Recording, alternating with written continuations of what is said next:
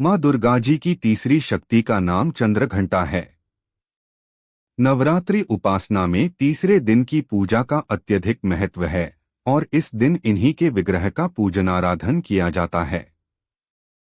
इस दिन साधक का मन मणिपुर चक्र में प्रविष्ट होता है। लोकवेद के अनुसार माँ चंद्रघंटा की कृपा से अलौकिक वस्तुओं के दर्शन होते हैं, दिव्य सुगंधियों का अनुभव होता है तथा विविध प्रकार की दिव्य ध्वनियां सुनाई देती हैं। ये क्षण साधक के लिए अत्यंत सावधान रहने के होते हैं। माँ का यह स्वरूप परम शांतिदायक और कल्याणकारी है।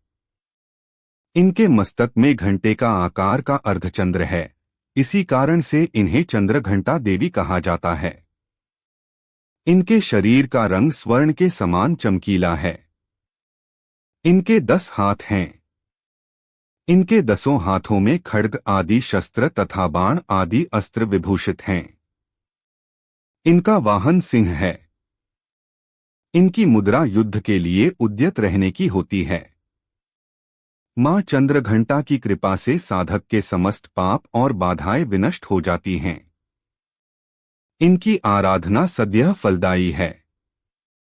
माँ भक्तों के कष्ट का निवारण शीघ्र ही कर देती हैं। इनका उपासक सिंह की तरह पराक्रमी और निर्भय हो जाता है। इनके घंटे की ध्वनि सदा अपने भक्तों को प्रेत बाधा से रक्षा करती है। इनका ध्यान करते ही शरणागत की रक्षा के लिए इस घंटे की ध्वनि निनादित हो उठती है। माँ का स्वरूप अत्यंत सौम्यता एवं शांति से परिपूर्ण रहता है। इनकी आराधना से वीरता निर्भयता के साथ ही सौम्यता एवं विनम्रता का विकास होकर मुख, नेत्र तथा संपूर्ण काया में कांति गुण की वृद्धि होती है। स्वर में दिव्य अलौकिक माधुर्य का समावेश हो जाता है। माँ चंद्रघंटा के भक्त और उपासक जहाँ भी जाते हैं, लोग उन्हें देखकर शांति और सुख का अनुभव करते हैं।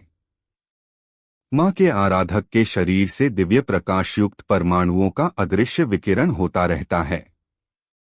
यह दिव्य क्रिया साधारण चक्षुओं से दिखाई नहीं देती, किंतु साधक और उसके संपर्क में आने वाले लोग इस बात का अनुभव भली भांति करते रहते हैं।